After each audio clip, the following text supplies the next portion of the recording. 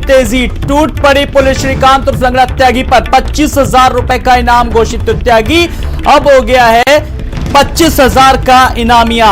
तो गृह विभाग ने पश्चिम के कई जिलों में फिलहाल अलर्ट किया। श्रीकांत उर्फ लंगड़ा त्यागी को अरेस्ट करने की तैयारी। यूपी में त्यागी का अरबों का साम्राज्य, फ्लैट, दुकान, मकान और मार्केट सब कुछ अवैध है। 6 लग्जरी गाड़ियां हैं। यूपी, दिल्ली और उत्तराखंड में अवैध कारोबार है। तो नोएडा के भंगेल में अवैध मार्केट भी है। और खबर जो मिल रही है कि जिस तरीके से शिकंजा कसता जा रहा सरकार का, सूरजपुर कोर्ट में अब फिलहाल सरेंडर कर सकता है लंगड़ा त्यागी। श्रीकांत उर्फ लंगड़ा त्यागी पर 25,000 का इनाम घोषित किया है सरकार। पूरी तरीके से अब सख्ती दिखा रही है और सरकार की सख्ती का ही नजर है कि श्रीकांत उर्फ लंगड़ा त्यागी को फिलहाल अरेस्ट करने की तैयारियां चल रही हैं। एक तरफ बुलडोजर लगातार चल रहा है, सोसाइटी में मिठाइयां बांटी जा रही हैं। और जीएसटी की टीम त्यागी के धर्म कांटे पर पहुंची है। तो स्टेट जीएसटी की टीम फिलहाल पहुंची है धर्म कांटे पर। वो भी जांच करे, लेन देन और कारोबार की जांच करने के लिए पहुंची सरकार की त्यागी को घेरने की चौतरफा तैयारी है। तो एक तरफ बुलडोजर चल रहा है, दूसरी तरफ सरकार की सख्ती और दूसरी तरफ एक तरफ लगातार छापेमारी की जा रही है। तो पूरी तरीके से चारों ओर से अब घिरता नजर आ रहा है लंगड़ा त्यागी। और लंगड़ा त्यागी फिलहाल सरेंडर भी कर सकता है। सूरजपुर कोर्ट में जो खबरें आ रही हैं, हमारे संवाददाता लगातार हमारे साथ बने हुए हैं। अनूप से लेकर के लोकेश और दानिश हमारे साथ जुड़े हुए हैं लगातार। तो फिलहाल जीएसटी की टीम त्यागी के धर्म कांटे पर पहुंची है। तो हम दर्शकों को बता रहे हैं लगातार पल पल का अपडेट, किस तरीके की कार्रवाई की जा रही है। और लगातार एक बार फिर अनूप की ओर रुख करेंगे। अनूप, जैसा कि आपने देखा कि हमारे जो संवाददाता थे बंगेल वहां पर पहुंच गए और पूरी तरीके से कार्रवाई जो हो रही है पल पल का अपडेट दे रहे हैं। लेकिन बात हमारा सवाल यही थी, सवाल कि अब नोएडा पुलिस ने किस तरीके से साफ तौर पर इस पूरे मामले को हल्के में लिया और आखिरकार अब उत्तर प्रदेश सरकार की सख्ती साफ तौर पर नजर आ रही है। देखिए, अब इसे जो है श्रीकांत त्यागी का रसूखी कहेंगे कि जिसके सामने नोएडा पुलिस जो है वो नतमस्तक थी। एक के बाद एक लगातार जो है विवादों में रहने वाला श्रीकांत त्यागी, और उस तक पुलिस जो है आखिर क्यों हाथ नहीं डालती थी। जाहिर सी बात है कि इसके पीछे यही साफ तौर पे दिखाई देता है कि श्रीकांत त्यागी का यह रसूख था और ये सेटिंग थी जिसके चलते जो है उस पर पुलिस जो है हाथ नहीं डाल रही थी। बहरहाल जिस तरह ये मामला सामने आया है और उस पूरे मामले में जिस तरह सरकार जो है सख्त हुई है और गृह विभाग और डीजीपी मुख्यालय खुद जो है इस पूरे मामले की मॉनिटरिंग कर रहा है। डीजीपी मुख्यालय से लगातार जो है एक एक अपडेट ली जा रही है। एशिया सोम खुद जो है इस पूरे मामले में अधिकारियों से जो है अपडेट ले रहे हैं, जिसके बाद जो है एक्शन दिखाई दिया है। और ये माना जा रहा है कि अब जो है श्रीकांत त्यागी या तो गिरफ्तार किया जाएगा या वो सरेंडर कर सकता है। कई टीमें जो है लगातार जो है लगाई गई हैं। एसटीएफ भी जो है लगातार उसकी तलाश कर रही है, लेकिन कहीं ना कहीं जो है जो उसकी लोकेशन है उसके आधार पर टीमें जरूर बिल्कुल लोकेशन अभी तक नहीं हो पा रही है। अनूप मैं आऊंगा आपके पास, अनूप मैं आपके पास आऊंगा कुछ और अपडेट लेने के लिए। एक बार फिर लोकेश की ओर रुख करेंगे। लोकेश, मैंने वो स्पेशल रिपोर्ट भी आपकी दिखाई जब आप नोएडा के भंगेल मार्केट में गए, जहां पर आपने दुकानदारों से भी बात की। उन्होंने बताया कि वो कितना किराया देते हैं, कब से वहां पर रह रहे हैं।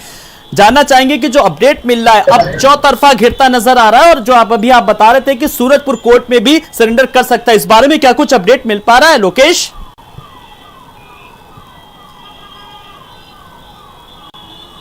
है क्योंकि जीएसटी की टीम पिछले 1 से 1.5 घंटे तक यहाँ पर मौजूद थी और जो टीम के अन्य सदस्य उन्होंने जांच पड़ताल की है कि जो धर्म कांटा यहाँ पर लगाया गया है उसकी क्या रजिस्ट्रेशन है, वो रजिस्ट्रेशन किसके नाम पर है और क्या उसके जीएसटी फाइल की जा रही है या नहीं। इसके अलावा जो मार्केट बनी हुई है, क्या इन मार्केट के भीतर भी जो लिस्ट है यहाँ पर क्या उस किराए को इनकम में दिखाया जा रहा है या नहीं, या कि किसी फर्म के नाम पर वसूली की जा रही है या ये इनकी जो रेंट है वो लिया जा रहा है। तो इन सभी पहलुओं पर फिलहाल टीम जो है जांच कर रही है। लेकिन एक बात जरूर ये है कि जो फजीहत हुई है पिछले 2 दिनों में राजनेताओं की, जिसके रात हमने बीजेपी के सांसद से लेकर विधायक तक नोएडा के यहाँ पर पहुंचे और उन्होंने नाराजगी जाहिर की, तब जाकर के पुलिस एक्शन में आई। अगर पहले ही दिन कार्रवाई के तौर पर पुलिस एक्शन में होती तो शायद श्रीकांत त्यागी पुलिस के गिरफ्त में होता। और इसी किरकिरी से बचने के लिए कि वो कभी कोर्ट में सरेंडर न कर जाए, इसको लेकर जो नोएडा पुलिस है उसने किलेबंदी कर रखी है कोर्ट से बाहर, और किसी भी तरीके से हर गाड़ियों को चेक करके भेजा जा रहा है कि कहीं श्रीकांत कोर्ट में जाकर के पेश ना हो जाए। क्योंकि अगर ऐसा होता है तो फिर नोएडा पुलिस की बेहद बड़ी किरकिरी होगी इस मामले में कि इनाम घोषित होने के बाद भी उसकी गिरफ्तारी नहीं हो पाई और उसने कोर्ट में सरेंडर कर दिया।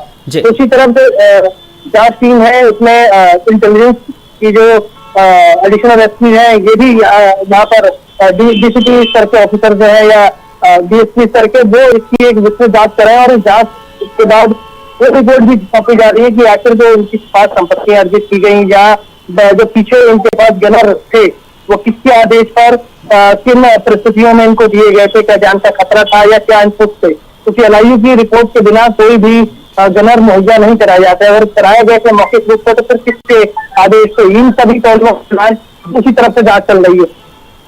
अनु जी बिल्कुल लोकेश, मैं आपके साथ आलोक हूं, मैं आपके साथ बना हूं, आप हमारे साथ जुड़े रहिएगा। मैं आप जरा दानिश से अपडेट ले लूं। दानिश भी हमारे साथ जुड़े हैं। दानिश, आपने देखा लोकेश राय किस तरीके से वहां पर जुड़े और भंगेल से पूरी रिपोर्ट उन्होंने दी और जीएसटी की टीम वहां पर पहुंची है, उससे क्या कुछ जानकारी मिल पाई है? मेरा सवाल अब आपसे यह है कि जो लिंगराज त्यागी है उसकी नोएडा अथॉरिटी का साफ तौर पर संरक्षण था और कह सकते हैं कि पूरी तरीके से जब आपकी नजर गई, सबकी नजर गई, लेकिन अथॉरिटी की इतनी अवैध संपत्तियों पर नजर नहीं गई। बड़ी विडंबना ही कहेंगे इसको।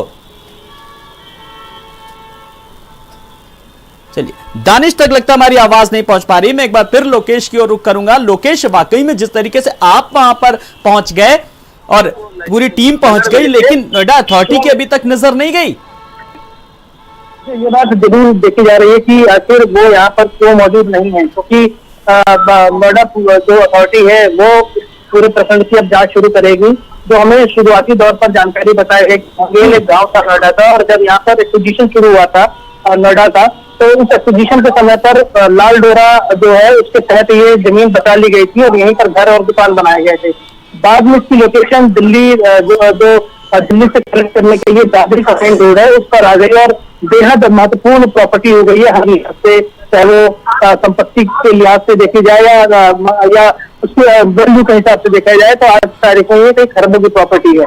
इस प्रॉपर्टी का कब्जे के तौर पर यहाँ पर दुकानें बनाई गई थी और दुकानें जो है वो टेम्पोररी बनाई थी। नहीं तो जाहिर होता है कि जब जमीन आपकी थी, जब जमीन आपकी दाखिलाई संपत्ति थी, तो फिर आपने यहाँ पर दुकानें इस तरीके से क्यों बनाई थी? क्या दुकानों की जांच होगी, ये नोएडा अथॉरिटी को तय करना है। जो इनके प्रतिष्ठान है, जो यहाँ पर कमर्शियल एक्टिविटीज की जा रही है, क्या उसका रजिस्ट्रेशन जीएसटी में था या नहीं था, इसलिए जीएसटी एक अलग जांच कर रही है इस मामले में। हालांकि जीएसटी की टीम 2 से 2.5 घंटे यहाँ पे मूव कर चुकी है, चली गई है वो। उनके जो है डीसी स्तर के अधिकारी यहाँ पर